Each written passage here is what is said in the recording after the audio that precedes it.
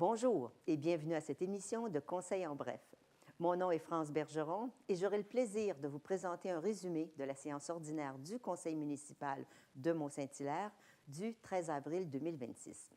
Pour cette émission, j'ai choisi quelques points montrant l'investissement des membres du Conseil au sein de divers comités.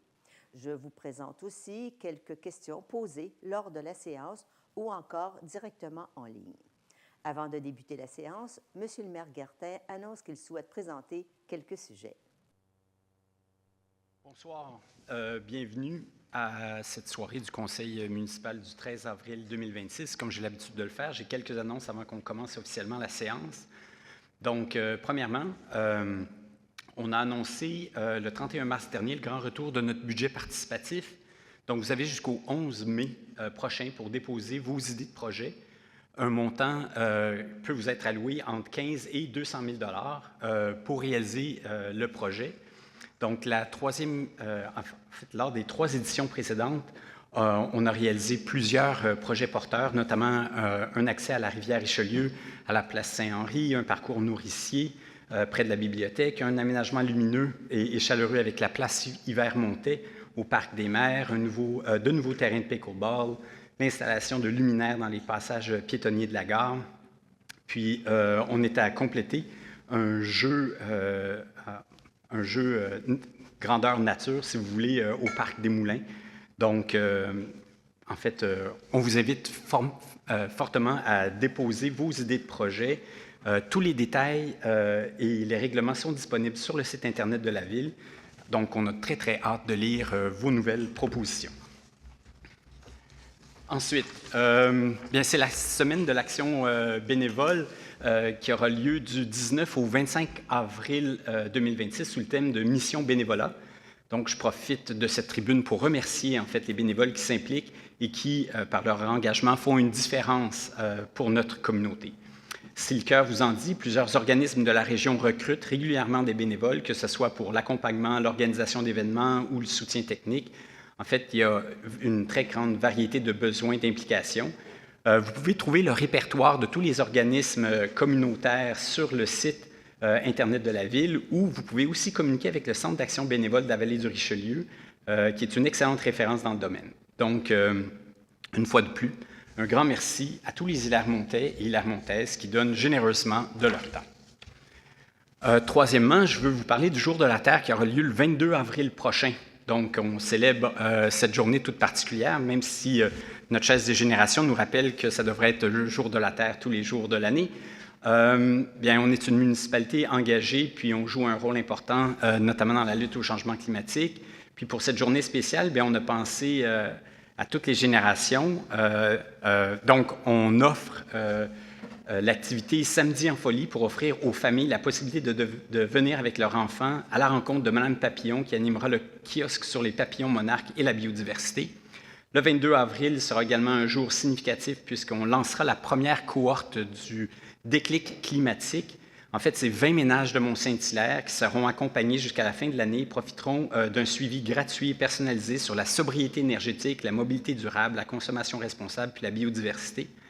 L'idée d'avoir tous les outils en main par la suite pour poser des gestes en faveur de notre environnement. Si la démarche vous intéresse, vous pouvez toujours vous renseigner sur notre site Internet.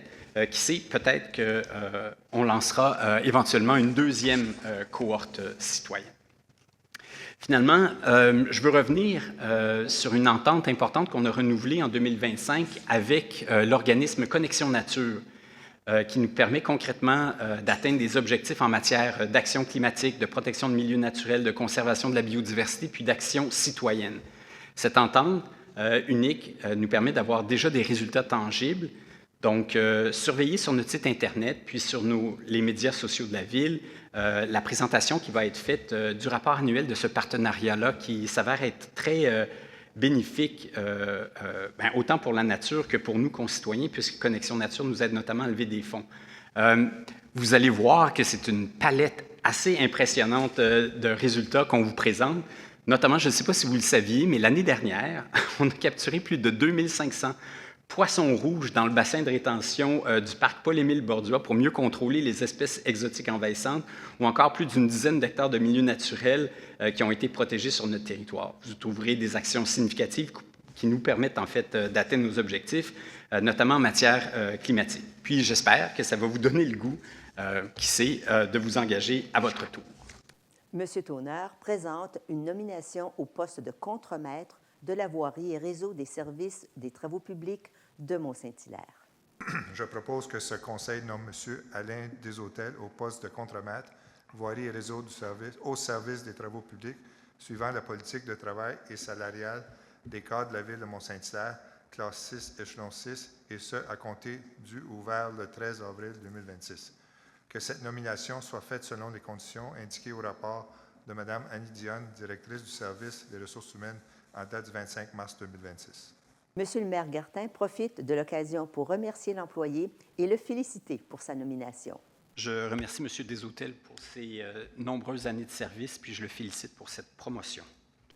Au début de cette émission, je parlais de l'engagement des conseillers municipaux au sein de différents comités.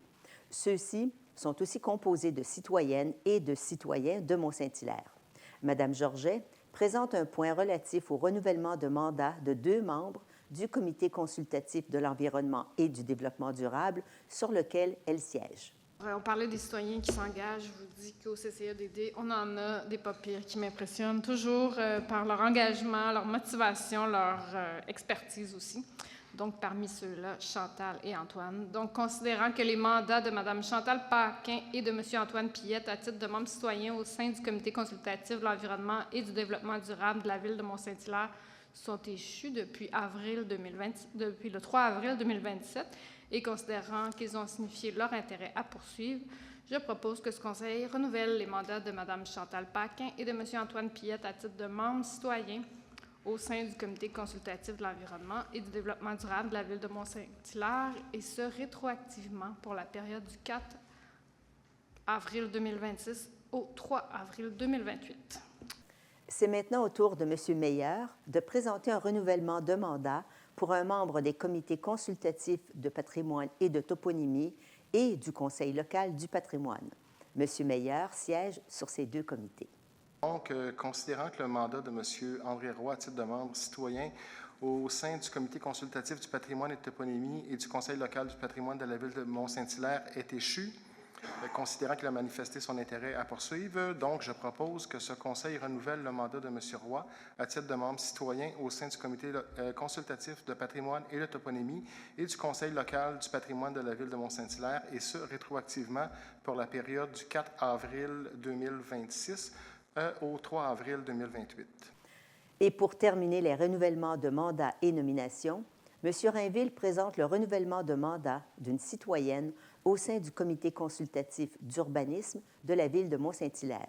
M. Rainville siège également sur ce comité. Oui, alors une autre citoyenne engagée, considérant que le mandat de Mme Karine Perron, à titre de membre citoyen au sein du Comité consultatif d'urbanisme de la Ville de Mont-Saint-Hilaire est échu,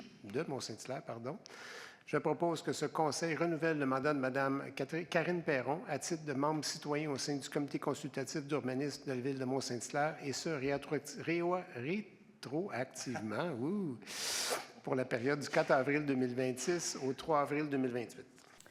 M. Gartin demande à Mme Thibault de présenter un point concernant l'adhésion de la Ville de Mont-Saint-Hilaire au regroupement d'achat.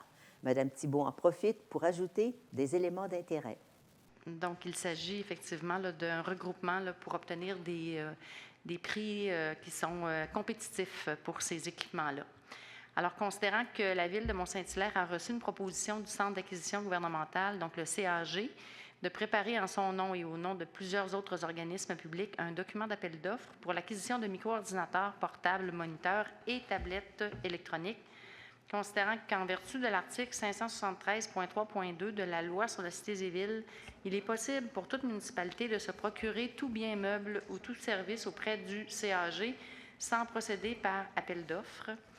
Donc, je propose que ce Conseil confie au Centre d'acquisition gouvernementale le mandat de préparer au nom de la Ville de Mont-Saint-Hilaire et celui des autres organisations publiques intéressées un document d'appel d'offres afin de procéder à l'acquisition de micro-ordinateurs portables, moniteurs et tablettes électroniques pour la période du 1er avril 2027 au 28 septembre 2028, avec possibilité de prolongation de 3 années supplémentaires, soit jusqu'au 28 septembre 2031. Que dans l'éventualité où le CAG adjugeait un contrat, la Ville s'engagerait à respecter les termes de ce contrat comme si elle avait contracté directement avec le fournisseur à qui le contrat est adjugé. Madame Georget présente un appui à la municipalité de Saint-Jean-Baptiste concernant une demande à la ministre des Affaires municipales et de l'Habitation pour mettre en place une aide financière destinée à soutenir la municipalité. Alors, considérant que la norme comptable SP 3280 du Conseil sur la comptabilité dans le secteur public est en vigueur depuis le 1er avril 2022 et que cette norme impose aux municipalités de comptabiliser les obligations liées à la mise hors service de leur immobilisation, considérant que cette norme exige notamment de reconnaître les coûts futurs associés au démantèlement, à l'enlèvement ou à la remise en état de sites liés à des infrastructures municipales, considérant que la mise en œuvre de cette exigence nécessite des expertises spécialisées ainsi qu'une capacité d'analyse technique et comptable que plusieurs municipalités ne possèdent pas à l'externe, considérant que l'absence de soutien financier risque de ralentir la mise en œuvre de la norme SP 3280 ou de compromettre d'autres investissements prioritaires pour les communautés locales.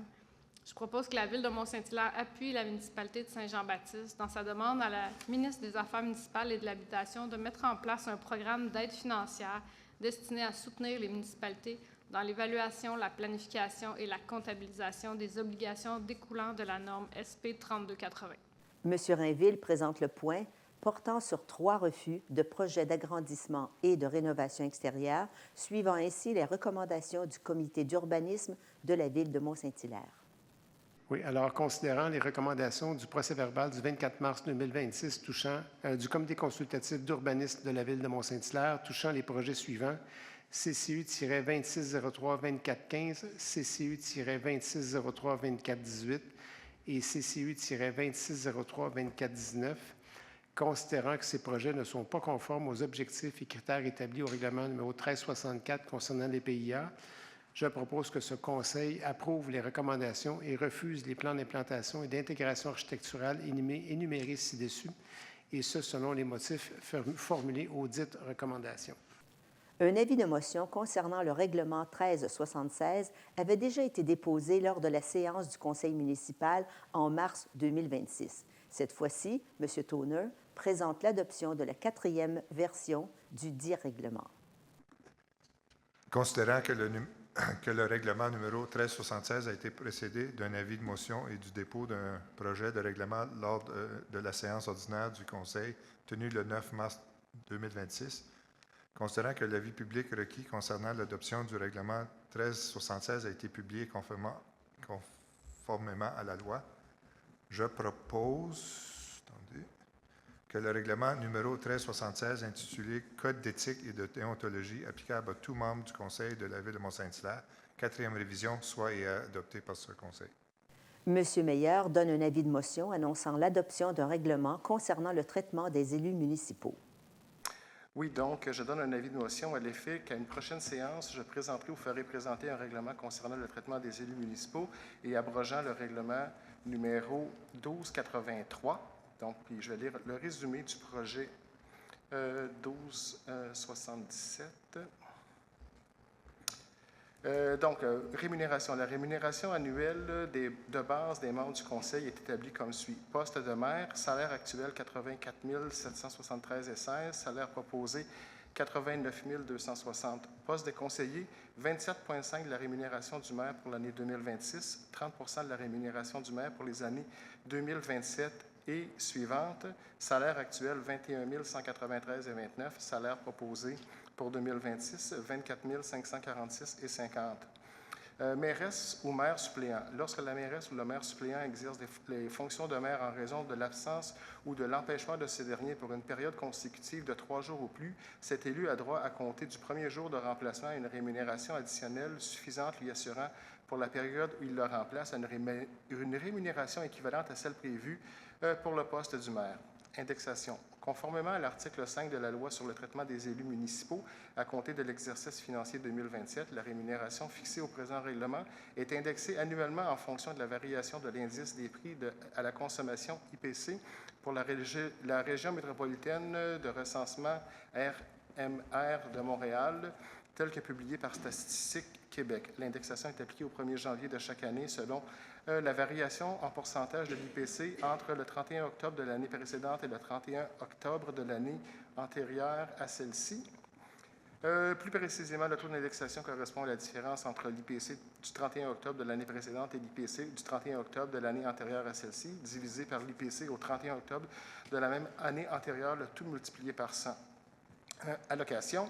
Les diverses allocations prévues à la Loi sur le traitement des élus municipaux seront applicables aux élus conformément aux dispositions et selon les conditions indiquées à la dite loi.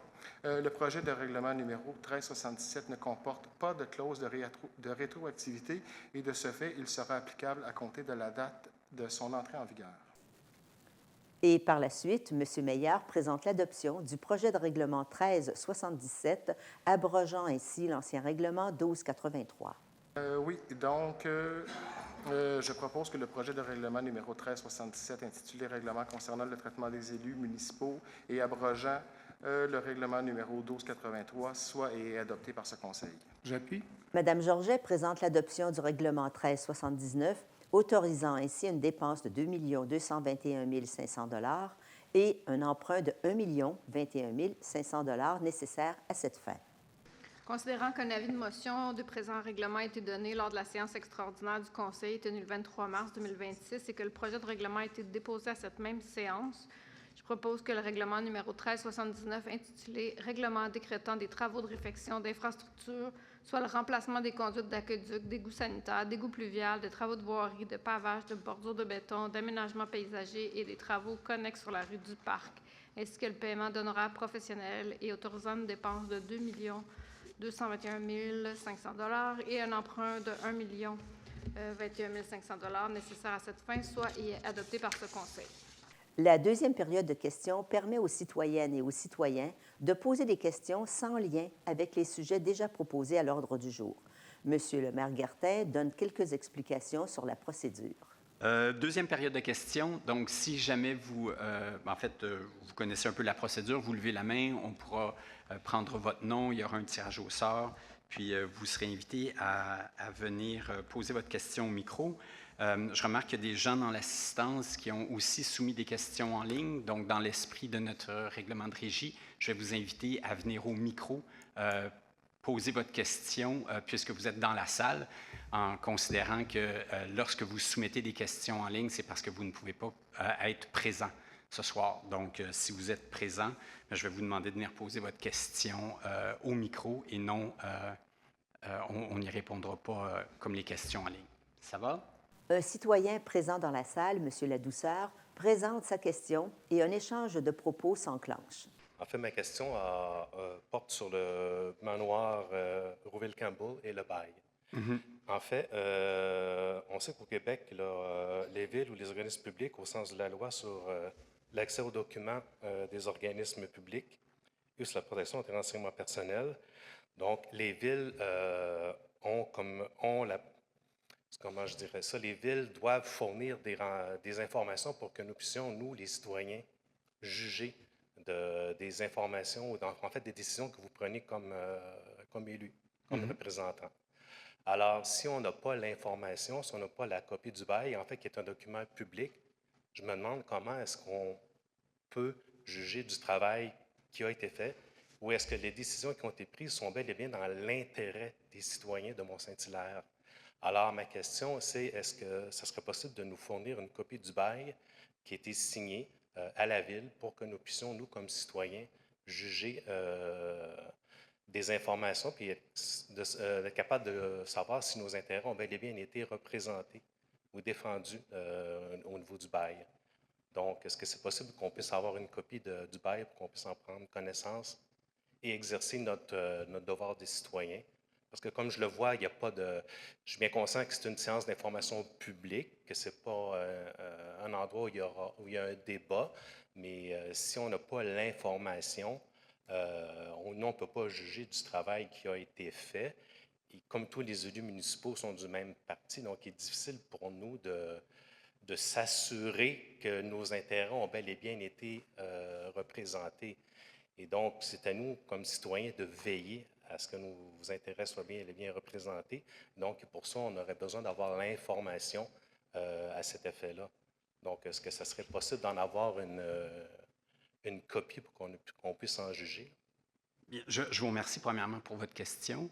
Puis, deuxièmement, mais vous devez être familier avec toute la loi sur les demandes d'accès à l'information, puisque dans le fond, il y a des documents qui sont accessibles via cette procédure-là. Il faut rappeler que l'esprit de la loi, c'est pour protéger les parties par rapport à l'information nominative et autres. Il faut comprendre que c'est une décision publique, certes, comme vous l'avez évoqué, mais c'est une décision qui implique un tiers.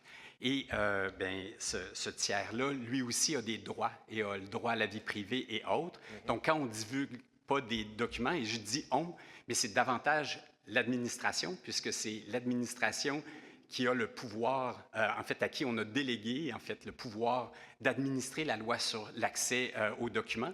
Et donc, ce n'est pas une volonté politique, c'est une loi qui est appliquée par nos fonctionnaires dans l'esprit de la loi. Et lorsque, dans le processus de cette loi-là, un document, dans le fond, n'obtient pas l'accord d'un tiers, en ce cas-ci, dans le fond, l'opérateur du manoir, bien, dans le fond, le document ne peut pas être divulgué parce que comme je protège vos renseignements personnels que vous transmettez à la Ville, on se doit de aussi protéger les renseignements personnels qui sont inclus notamment dans ce bail-là, qui a des... En fait, c'est pas des secrets commerciaux, mais c'est quand même des ententes commerciales. Ceci étant dit, cette loi-là vous donne des recours. Donc, si vous n'êtes pas d'accord avec la décision qui est rendue par nos fonctionnaires qui appliquent la loi, vous pouvez aussi vous adresser à la Commission d'accès à l'information et faire valoir votre point de vue. Un autre citoyen présent dans la salle, M. Bergeron, pose une question relative à un terrain en construction dans le secteur de la gare. M. Guertin échange avec ce citoyen. Concernant le terrain en construction 500 à 700 boulevard de la Gare. Oui, vous l'aimez particulièrement, ce terrain-là. Vous venez nous en parler fréquemment. Depuis plus de 15 ans, les citoyens du secteur ont été informés que 5 bâtiments de 32 logements seraient construits sur le site, dont un immeuble de 32 logements construit dans les années 2015-2016, dans ces eaux-là. Suite à l'arrivée d'un nouveau promoteur en 2023, le conseil municipal, à la séance du 5 septembre 2023, se prononçait sur la demande de PIA concernant les immeubles à construire sur le site. Et là, je cite le conseil municipal n'est pas en accord avec la recommandation du comité consultatif d'urbanisme pour les motifs suivants. La volumétrie proposée pour les bâtiments projetés constitue une certaine rupture avec le cadre bâti environnant, compromettant ainsi l'intégration harmonieuse du projet au tissu urbain existant. En conclusion, j'invite les citoyens intéressés au développement immobilier de notre ville à venir sur place constater la volumétrie de l'immeuble en construction, la rupture avec le cadre bâti environnant, l'intégration du projet au tissu urbain existant. C'est beau à constater. Et merci beaucoup, M. le maire. Nous en sommes maintenant au point relatif aux questions en ligne. M. Daniel-Éric Saint-Onge lit une question d'un citoyen et M. Guertin y répond. Pourquoi gaspiller 1,7 million de dollars pour acheter le terrain du groupe Beauregard sur la 116 alors qu'il sert pour les condos modèles jusqu'en juin 2027 et après, ce sera pour le bassin de rétention souterrain du développement H60? C'est que lorsqu'on a acheté cette propriété-là, c'était dans le but de maintenir un paysage ouvert sur la montagne entre la caserne de pompiers puis la maison de la course. Maintenant, on a appris, et je pense l'avoir déjà dit à ce micro, mais je vais le répéter pour votre bénéfice, on a appris des différents projets de développement qu'il y a sur le boulevard Laurier et des impacts que ça a durant la construction sur le voisinage puis le stationnement. Et donc, pour éviter d'incommoder les citoyens sur les rues adjacentes, pour la période de la construction, ce terrain-là est utilisé comme bureau de vente puis comme stationnement pour le personnel ouvrier. Pour terminer, M. Gartin présente quelques activités qui se tiendront au mois d'avril et invite la population à y participer. Je vais y aller de quelques messages ou remarques de fin de séance avant d'officiellement lever la séance. Donc, au mois d'avril, puis-je vous rappeler que, en fait, c'est le mois To Go qui invite à l'adoption de saines habitudes de vie, puis qui propose plusieurs activités qui sont présentées à l'horaire. Donc, le 19 avril, pickleball parents-enfants. Le 25 avril, cardio-famille avec une séance d'entraînement rythmée. Il est aussi possible de faire des petits tests santé en ligne sur notre site Internet, puis tous ces renseignements se trouvent facilement sur le site dans la section événements. En termes d'exposition culturelle, bien, à compter de la mi-avril, il va y avoir une nouvelle exposition qui pourra être visitée dans le corridor, devrais-je dire, de l'Hôtel de Ville. Donc, on présente les œuvres de l'artiste Lynn Noiseux. Puis, l'artiste est inspiré par la nature, puis se spécialise dans les vitraux ainsi que dans les peintures en technique mixte. Il y a aussi, en fait, c'est de belles œuvres à découvrir. Puis vous pouvez également, jusqu'à la fin du mois, aller visiter l'exposition itinérante « Dévoiler le potentiel de la matière » qui est exposée à la gare de Mont-Saint-Hilaire. Puis cette initiative de la MRC de la Vallée du Richelieu, en collaboration avec la Fondation Jordi Bonnet, met en valeur l'économie circulaire et le potentiel créatif du réemploi. Enfin, à la bibliothèque, du 23 au 30 avril se déroule la semaine du poème prêt à porter. Pour l'occasion, la bibliothèque vous offre des cartes postales timbrées afin d'écrire un poème ou un mot à une personne de votre choix. Une activité d'écriture se déroulera également le 23 avril, du 23 avril à 14 h. Vous pouvez vous informer sur le site Internet de la Ville. De plus, le 30 avril, une conférence sur l'ABC de l'intelligence artificielle est offerte ici même au pavillon Jordi Bonnet de 13 à 17h30. Bien, il s'agit d'une occasion d'apprendre sur l'intelligence assistée, puis tous les algorithmes d'apprentissage, puis ses agents conversationnels, ainsi que de mettre en pratique diverses astuces qui vous seront transmises pour en faire un meilleur usage. Donc, on se retrouve, je l'espère, le 4 mai à une prochaine séance du Conseil municipal avec, espérons-le, un petit peu plus de chaleur, de soleil, puis une nature qui va se réveiller en ce printemps qui se fait un peu attendre. La levée de l'Assemblée est proposée à 20h44 par M. Tonner.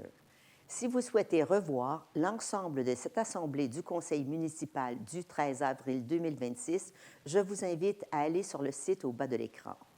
Au plaisir de vous revoir le mois prochain.